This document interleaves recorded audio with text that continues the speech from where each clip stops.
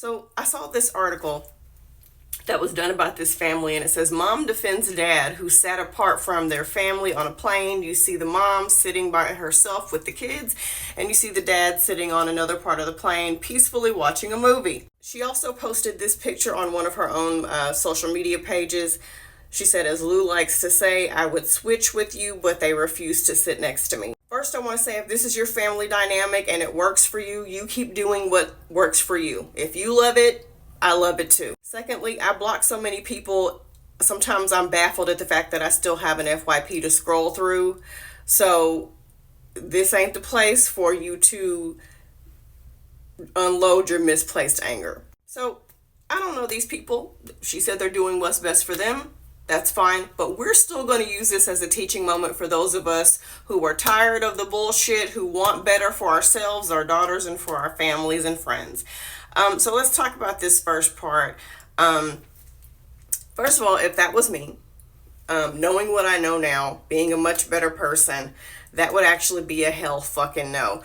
You and I had these kids together, okay?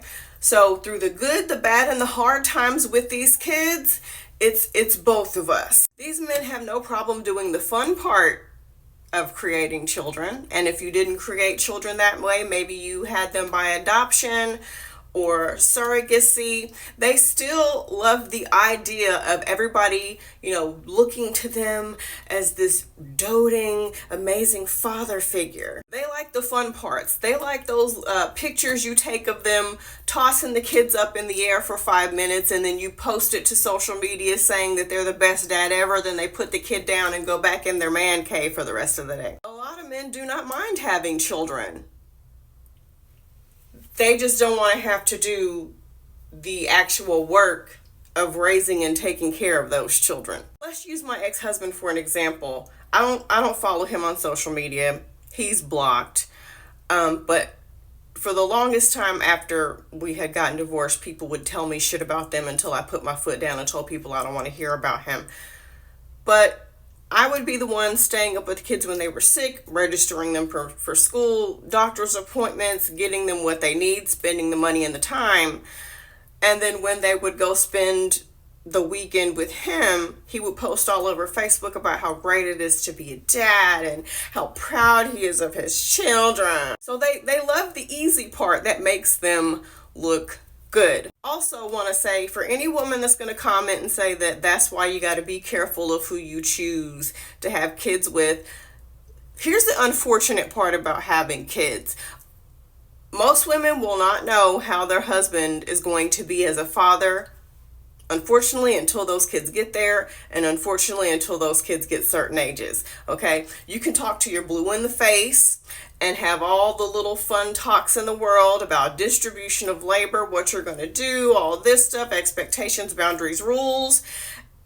And then when that baby gets there and the work actually has to get done, that's when people are like, oh, I didn't know this was going to be like this. I saw the comments under this article, and there are so many people applauding him like, oh, he sounds like a smart man to me. I would do the same thing.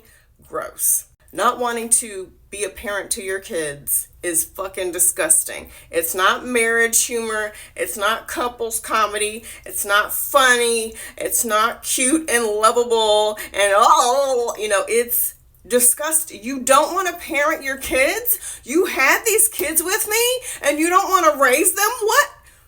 What in the entire fuck? And the amount of not just men, but women who are making excuses for this person. Maybe he has a mental illness. Maybe he's working. That man ain't working. He ain't doing nothing. And honey, let me tell you something. I have bipolar, diagnosed by 3 different doctors. Diagnosed bipolar disorder, diagnosed ADHD, and diagnosed depression.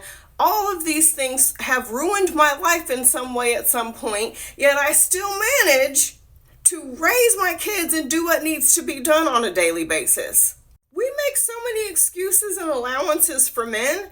It's fucking sickening. And like I said, if your mind is set and you want to continue being that way, that's totally fine. And I'm passionate about this for other women and men who are also sick of the bullshit. And then this next fucking slide where she's like, oh, well, he said that he would switch with me, but the kids don't like to sit with him.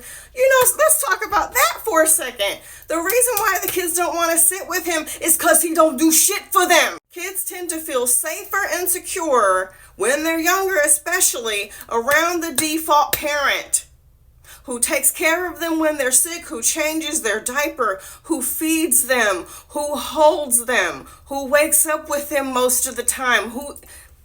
What? Yeah, exactly. Your fucking kids don't feel comfortable around you because you're rarely actively in their life. You're in the house as a warm body. You physically exist there, but you're mentally and emotionally nowhere to fucking be found. When my kids were little, and even to this day, when it was time for their dad to have their visitation, if they weren't feeling well or had a question about something, who do you think they called?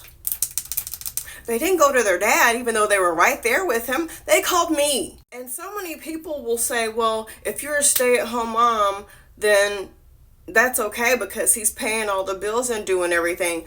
I pay all the bills and I do everything. But that still does not give my ex-husband a pass to not do a fucking thing. We have to stop making humor and jokes out of stuff. That's actually really sad. You're telling me that I have a husband who isn't an active parent.